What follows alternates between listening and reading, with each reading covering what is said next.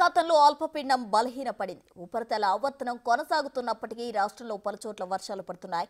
నైరుతి రుతుపవనాల ప్రభావం ఎక్కువగా ఉండడంతో వర్షాలు కురుస్తున్నాయి.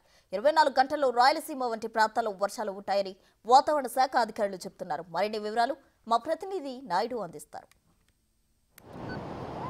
రాష్ట్రంలో అల్పపీడన ప్రభావం ఇంకా కొనసాగుతుందని చెప్పొచ్చు. ఈ నేపథ్యంలో బంగాళాఖాతంలో ఏర్పడిన అల్పపీడన ప్రభావంతో రాయలసీమలో విస్తారంగా వర్షాలు కురుస్తున్నాయి. నెల్లూరు వంటి ప్రాంతాల్లో మోస్తరుగా ఎక్కువగా వర్షాలు పడడంతో ప్రజలు కొంచెం ఇబ్బందులు పడుతున్నారు. ప్రస్తుతం చూసుకోవచ్చు, విశాఖ సముద్ర తీరాలు ఉన్న పూర్తిగా మనం సముద్రం కూడా ఎందుకంటే 3 రోజులుగా మార్పులు అయితే కనిపిస్తుంది. మొన్నటి వరకు సాధారణంగా ఉండే సముద్ర అలలు ఇప్పుడు ఒకసారిగా ఎగసిపడుతున్నాయి. సముద్రంలో మార్పులు వచ్చింది. మొన్నటి వరకు వెనక్కు ఉండే సముద్రం కూడా ముందుకు కూడా రావడంతో పూర్తిగా వాతావరణంలో మార్పులు చోటు చేసుకుంటున్నాయి. తెలుగు రాష్ట్రాల్లో 4 రోజుల పాటు వర్షాలు ఉంటాయని ఇప్పటికే వాతావరణ శాఖ అధికారులు కూడా హెచ్చరిస్తున్న పరిస్థితి అయితే గాలులు కూడా వీస్తాయని కూడా చెప్తున్నారు. అయితే 2 రోజులుగా ఈ అల్పపీడనం కాస్త బలహీన పడడంతో పూర్తిగా ఈ వర్ష ప్రభావం కూడా తగ్గింది. అయితే ఉత్తరాంధ్రలో దీని ప్రభావం ఎక్కడికి కనిపించలేదని చెప్పొచ్చు. ముఖ్యంగా నెల్లూరు, రాయలసీమ, కర్నూలు వంటి ప్రాంతాల్లో ఈ వర్షాల ప్రభావం ఎక్కువగా ఉండడంతో పూర్తిగా అయితే ఈ ప్రభావం ఎక్కువగా ఉందని ఇప్పటికే వాతావరణ శాఖ అధికారులు కూడా చెప్తున్న పరిస్థితి ఉందని చెప్పొచ్చు. పూర్తిగా మనం విజువల్స్లో కూడా చూడవచ్చు. పూర్తిగా సముద్రపు అలలు ఒకసారికి ఎంత ముందుకు వస్తుందో చూస్తున్నాం. పూర్తిగా ఎక్కువగా ఈ ముందు కూడా రావడంతో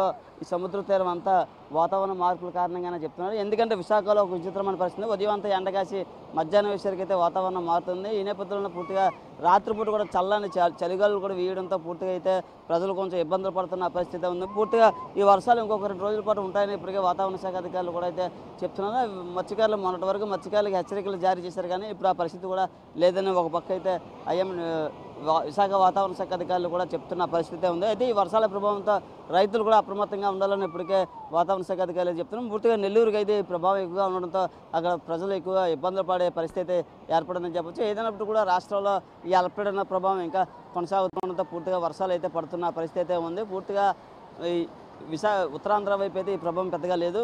కొన్ని జిల్లాలు మాత్రమే రాయలసీమ, కోస్తాంధ్ర పూర్తిగా ఈ జిల్లాలకే ఈ ప్రభావం ఉందని ఇప్పటికే వాతావరణ శాఖ అధికారులు అయితే చెప్తున్న పరిస్థితి ఉంది. Camera person Arun Big TV Visakha నుంచి.